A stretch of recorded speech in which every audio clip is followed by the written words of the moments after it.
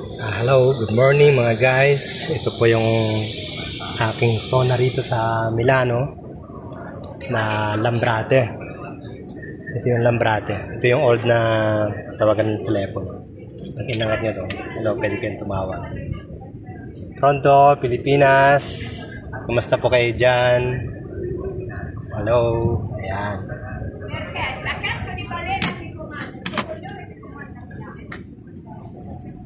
Ayan ang mga bilihan dito, ng mga dami.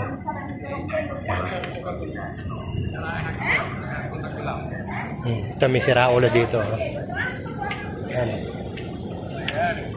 Vedi che non sono così, ma ho ragione, vero? Oo, siya raw ang tama. Marami nasisiraan ang ulo dito. Ito naman yung bus dito sa Milano. Ito yung electric bus.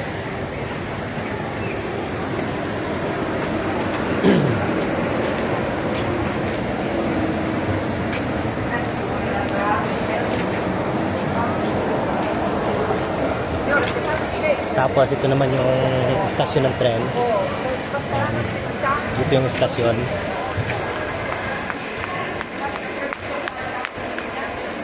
Ay mga yung mga view dito sa Milano. Papunta naman to ng underground. Dito.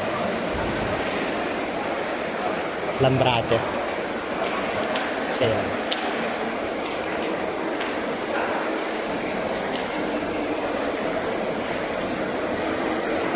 Ito naman yung elevator.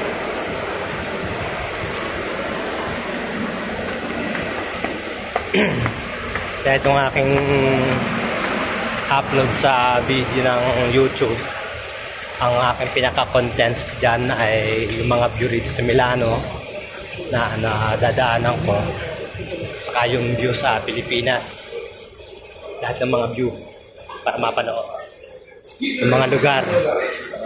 Wala din itong stasyon ng Lambrate. Meron siya dito ang elevator. Yan. Bawat binaryo meron siyang elevator. Ito number 8, Milano Centrale. Packet yan. Yan yung daan ng tren. Sensore ko. At ito naman, pag nauhaw ka dito, pwede ka na rin bumili dito ng Coke, soft drinks. Magkano ang bayad dito? Ng konote.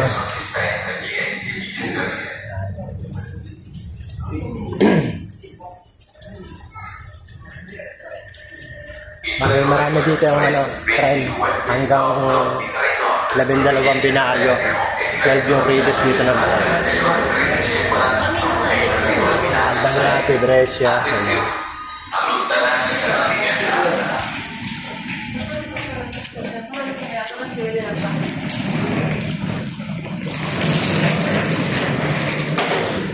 Medyo madilim na rito.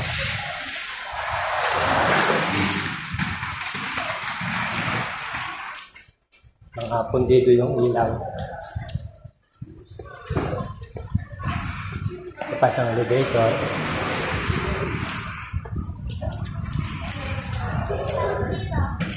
Ito naman yung bar. Nasa pang tinapay dyan.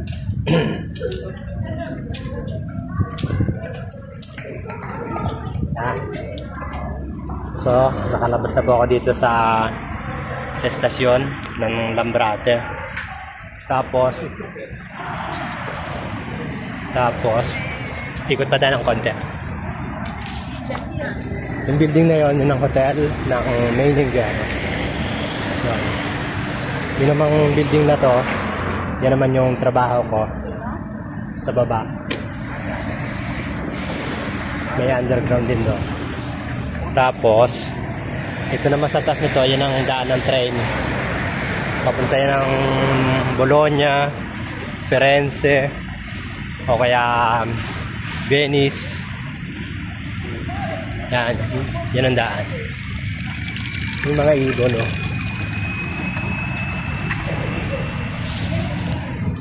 Tapos yun naman, babalik ako sa work ko.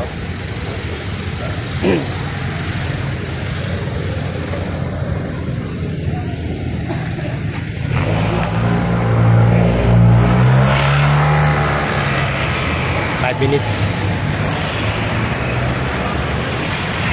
Ito yung mga nasulat dito ng pader.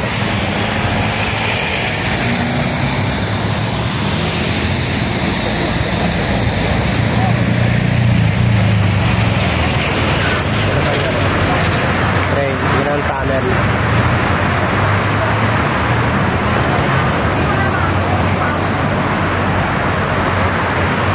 Medyo lumabas na ako magpahangin ng konti. Kasi mamaya pa yung open namin. Computer. Wala naman yung trabaho. Malapit na. Yung building na yun.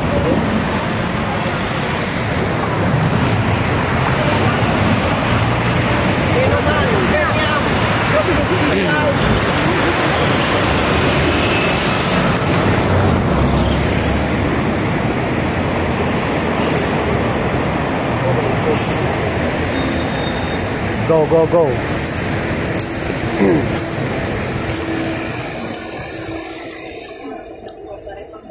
Yan yung mga bato na yan, dinagdag na lang yan yung para tumibay yung pader.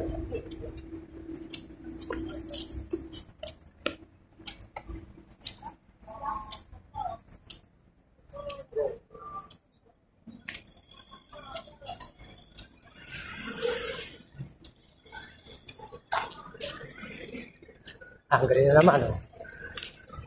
O kaya pagka ganyan, puro green.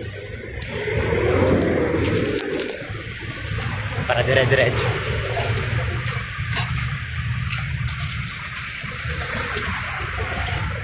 Alat yan. So ito yung Bangka Populare. Yan yung aking bangko dito. Lahat ng pera sa loob. Yan. Ito yung Hornero Restaurante. Ciao!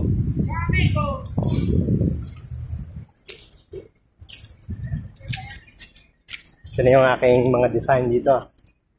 Ang aming trabaho na to.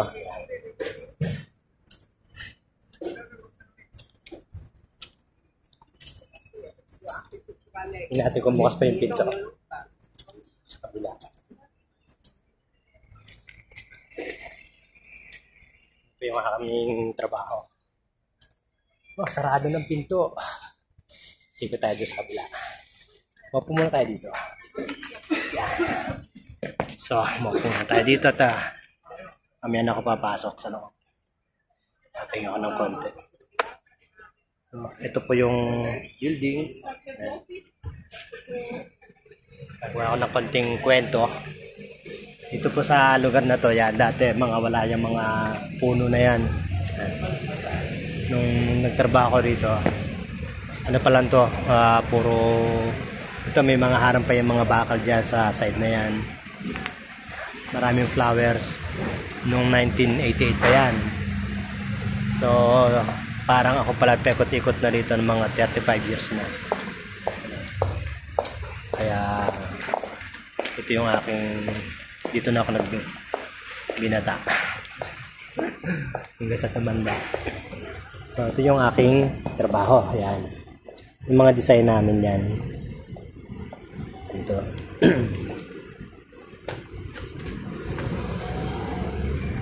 So, tapos ito naman building na yan. Ayan, may ininger naman yan. Diyan, hotel yan. Diyan natulog yung mga kamag-anak ni Joby, sinama ng Coran. Taga Hawaii.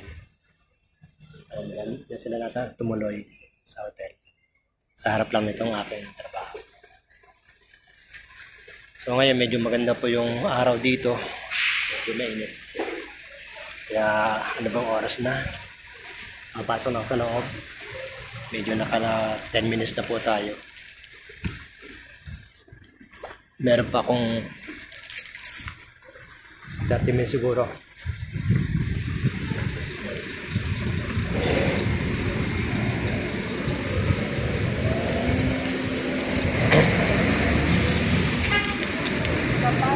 Time ko ngayong mag-vlog dahil nga ano, may time pa naman. Buongiorno.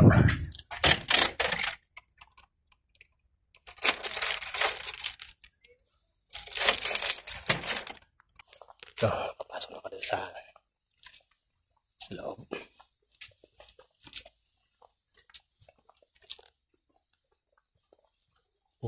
Walang tao. Walang tao dito sa opisina.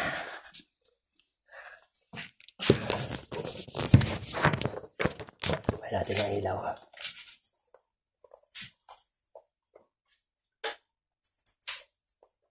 Ngayon ay Aluna 48.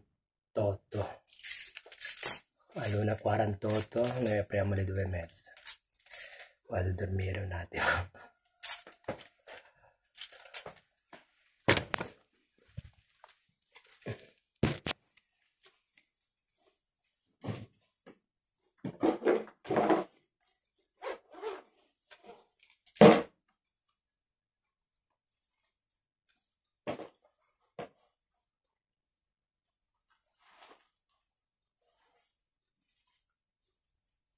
Gusto ko ng karga ng headset.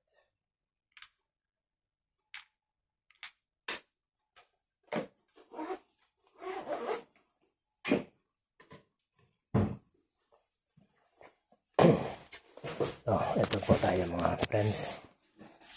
Kwentuhan man tayo ng konti. Hanggat wala pa naman kaming meron pa akong 30, 20, mga 30 minutes pa. Medyo magkukwento muna ako ng konti. Ano ba yung kukwento ko? Kayo, kwentuhan na lang tayo.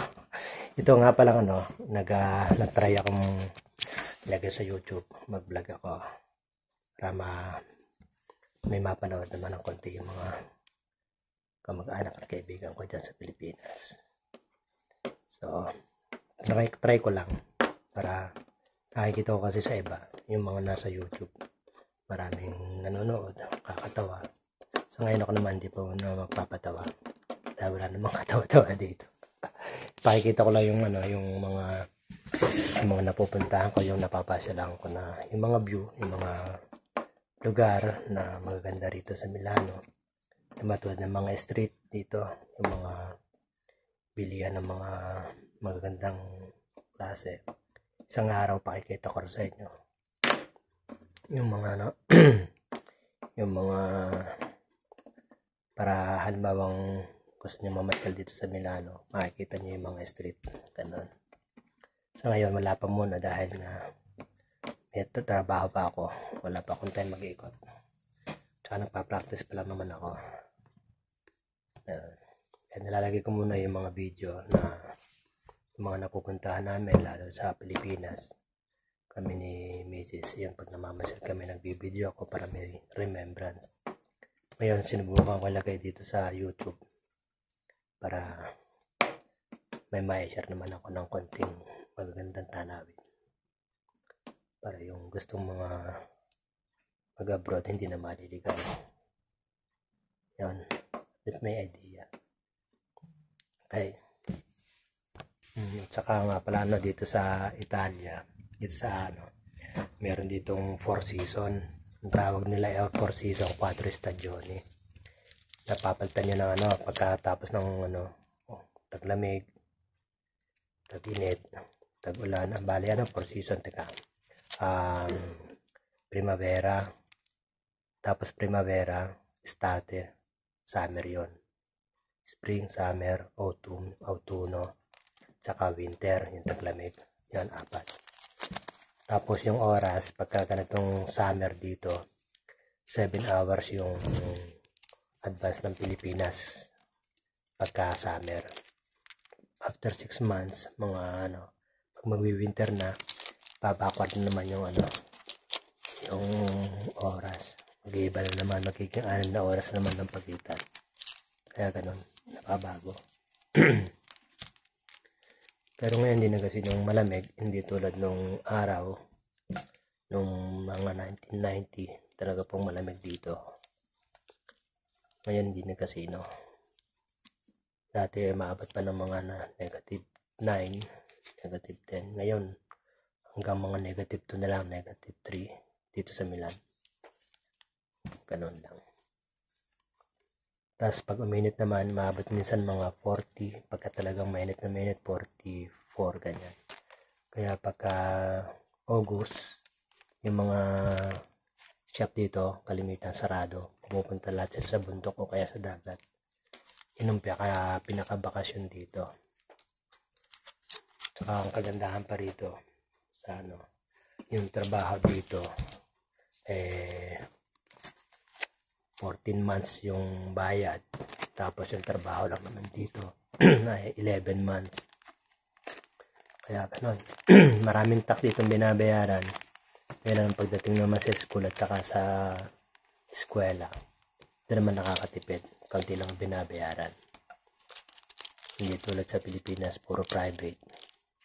Tapos pag nagkuhan, wala pang pension kung hindi nagtrabaho sa government. Dito meron. Safety ka talaga rito. Matipid ka lang, mayayaman ka dito. Kasi maraming mga Pilipino rito, masisipag talaga. Kaya yumayaman sila sa Pilipinas. Hindi katulad ko. Nagsisipag na ako pero gastos din gastos do. Kaya wala rin ipon. Kung saan bansa na kakarating yung sasakyan. Pagka August, pasyal. Pero maganda na yung napapasyal hanggang bata pa. Kung matanda na, hindi na makakapasyal. Sige na po. Dito akong tatapos yung aking vlog at tatry lang po ako kung success ng ating gagawin o hindi. At maraming salamat na naman po sa inyong panonood. Okay. Lagi na lang papalala natin na tayo po ang lahat ay mahal tayo ng Panginoon. Kaya lagi lang po tayong gagawa ng mabuti sa ating kapwa. At manalig tayo at manampalataya sa ating Panginoon. Bye-bye!